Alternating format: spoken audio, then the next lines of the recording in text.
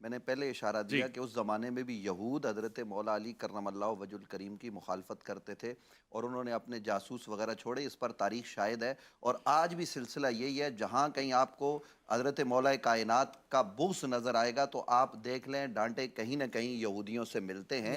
یہ میرا بنیادی بات کرنے کا مقصد ہے۔ میں یہ سوال آگے بھی اللہ کے در کے مانگتے تھے، صحابی ہوتا ہی وہی ہے۔ اللہ کے رسول نے ان کو ہر در سے چھڑا کر رب کے در پر بنایا تھا، ہر جائی سے ہٹا کر یک جائی بنایا تھا، اور آج ہم پھر وہی کہیں کہ وہ اس کے در پہ مانگتے تھے۔ یہ انا مدینۃ العلم و علی بابو در ہے نا حضور کا، تو اس در پہ کھڑے ہو کے علم کا سوال کرنا، ہمیں یہ نہیں یعنی اعتراض کہ اللہ کے رسول صلی اللہ علیہ وسلم کے صحابی علم رکھتے تھے، حضرت علی بھی علم رکھتے تھے، دروازہ علم کا، حضرت عمر بھی، لیکن اس کو حدیث بنا کر کہ آپ نے فرمایا میں علم کا شہر ہوں، علی اس کا دروازہ ہے۔ یہ روایات محدثین کی نظر میں صحیح نہیں ہے۔ کیا ہے؟ یعنی ہم اپنا پیمانہ نہیں بنائیں، صحیح نہیں ہے تو پھر کیا حکم لگائیں؟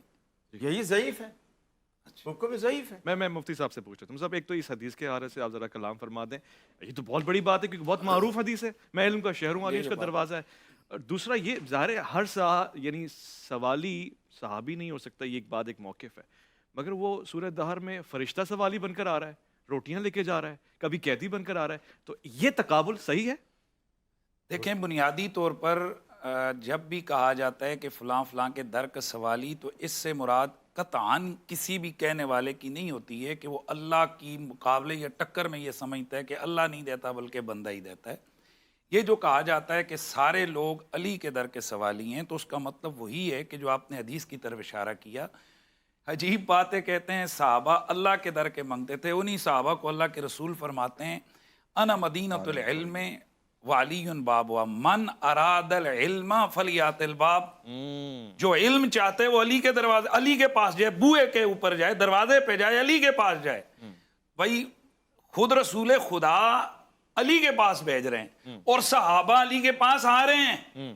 میں ان سے پوچھنا چاہتا ہوں کہ 1.25 لاکھ صحابہ ہیں، ان میں سے 100 محدثین کے اس کے حوالے سے بات کر رہا ہوں، 130 صحابہ جو ہے نا کل مفتی ہیں، اور ان مفتیوں میں سے سارے مانتے ہیں کہ مجتہد صحابہ اکرام جو ہے نا 10 یا 11 ہیں، اور ان میں سے بھی بڑے بڑے محدثین اکرام کے اقوال موجود ہیں کہ ان میں سے بھی جو جلیل القدر صحابہ علم کے حوالے سے عبداللہ بن مسعود، حضرت عبداللہ بن عباس رضی اللہ تعالیٰ عنہ، اور ایک اور صحابی حضرت معاذ بن جبل، ان چند صحابہ کے پاس آتے ہیں۔ یہ بات چھڑی کہ اگر ان کو مسئلہ درپیش ہو یہ کہاں جاتے ہیں؟ انہوں نے فرمایا وہ علی کے پاس جاتے ہیں۔ اللہ اکبر۔ خود حضرت خلیفۃ المسلمین عمر بن خطاب رضی اللہ تعالیٰ عنہ، ایک نہیں دو نہیں 20 مختلف الفاظ سے آپ کی یہ لفظ موجود ہیں، کیا فرماتے ہیں؟ یا اللہ جس جگہ جس جہان میں علی نہ ہو، حسن کا بابا مجھے وہاں زندہ نہ رکھ۔ تو پھر وہ جو کہتے ہیں لولا علی لہلک عمر، تو یہ سب چیز کیا ہے؟ اور پھر جب آپ سے کہا جاتا ہے کہ یہ سوال، تو آپ فوراً پاس کرتے ہیں، کہتے ہیں علی کے پاس جاؤ،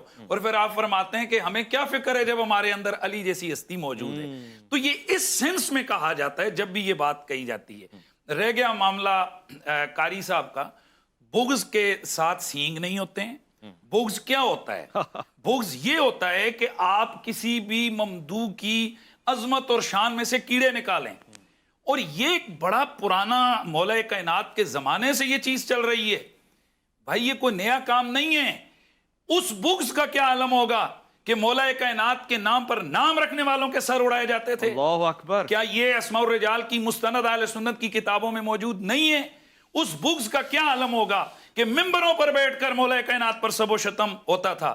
لہٰذا میں اکثر کہا کرتا ہوں، میں اکثر کہا نہیں ہوتا تھا۔ لا الہ، میں حوالہ دیتا ہوں الاستیعاب، میں حوالہ دے رہا حدیث کی کتاب، بھائی باقی تم مانو صحابہ کے حوالے سے مانو، تو ادھر تمہیں ہاں درد ہوا ہے، درد ہوا ہے، علی کے بغضیوں پہ سٹ لگی ہے، درد ہوا ہے۔ اسی کو کہتے ہیں بغض علی، اسی کو کہتے ہیں بغض اہل بیت۔ میں کہہ رہا ہوں کہ ان ظالموں نے کیا مولا کائنات کے اوپر کفر کا فتویٰ نہیں لگایا؟ خوارج نے اللہ اکبر۔ گالی دینا چھوڑ، جو علی کو کافر کہہ سکتے ہیں، جو علی کے اوپر شرک کا فتویٰ لگا سکتے ہیں، کیا ان سے بعید ہے کہ وہ گالیاں دیں؟ اور میں نے تو نام نہیں لیا کہ کس نے دی ہے، خود بولیں کہ کس نے دی ہے۔ اصل بات یہ ہے کہ ہمیں برداشت کرنا چاہیے، یا اٹھاؤ इन सारी किताबों को उठाकर दरिया के अंदर बहाओ, अल इस्तियाब को उठाओ, इब्ने हजर को उठाकर फेंको, ये सारे वो हैं कि जिन पर तुम्हारा अस्मा और रिजाल खड़ा है, सारे का सारा उन्होंने लिखा है और ये चीज मौजूद है। आपका नंबर आएगा, बोलिएगा बेशक, आपकी तरफ आना है, मौजूद है इसमें। और मौला कायनात मौला अली पाक की जो हवाले से मैं बात कर रहा हूं, तो बात ये है कि ये एक पुराना नवासिब का तरीका था कि वो हर वो हदीस जो शान अली के अंदर आई उसके साथ कोई ना कोई अल्फाज, चंद एक अल्फाज बढ़ाते थे। मुहद्दिसीन उन अल्फाज के हवाले से कहते थे ये हदीस साबित नहीं है, और उसको खवारिज उठाकर या नवासिब उठाकर लगा देते हैं, देखें फलां मुहद्दिस ने कह दिए नहीं है। असल इस हदीस के साथ भी प्रैक्टिस की गई है। इस हदीस को भी मजरू करने के लिए इसके आगे पीछे अल्फाज बनाए गए, अन मदीनतुल इल्म व अबू बकर ने सासुआ वगैरह, ये इस्माइल उस्तराबादी की घड़ी हुई जो रिवायत है, इसके ऊपर वाज़ेह तौर पर मौजू का हुक्म लगा है।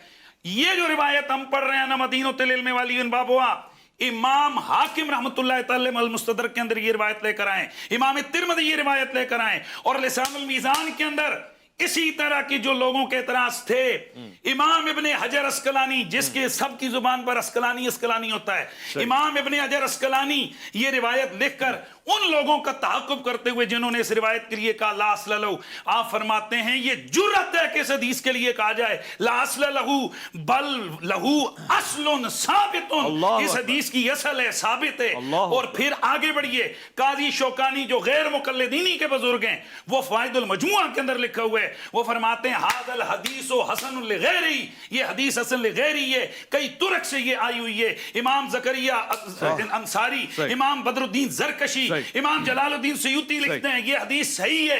इसके अलावा 25 से ज्यादा मुहद्दिसीन कि जिनका अस्मा और रिजाल और हदीस के फन के अंदर एक मकाम है, वो कहते हैं कि ये हदीस सही है, किसी ने कहा ये हसन है। अब मैं आगे आखिरी बात कर रहा हूं, अगर हदीस ज़ईफ भी है, क्या अहले हदीस और अहले सुन्नत के मुत्तफिक उसूलुल हदीस के अंदर क्या ये बात है कि नहीं है, मौजूद है कि नहीं है, कि हमारे यहाँ फजाइल के चैप्टर और फजाइल के उन्वान में हदीस ज़ईफ भी काबिल कबूल है। और अगर इस पे कहेंगे तो मैं 20 हवाले दे दूंगा कि फजाइल के चैप्टर के अंदर हदीस ज़ईफ भी मौजूद है। फिर आखिर क्या चीज काटती है इंसान को कि जब फजीलत अली के अंदर रिवायतें आए और उनके ऊपर हाथ साफ कर दो। कारी साहब क्या चीज है जो माने रखती है इसको मानने में? कई लोग ये ना कहें कि जी ये बोग्स रखता है।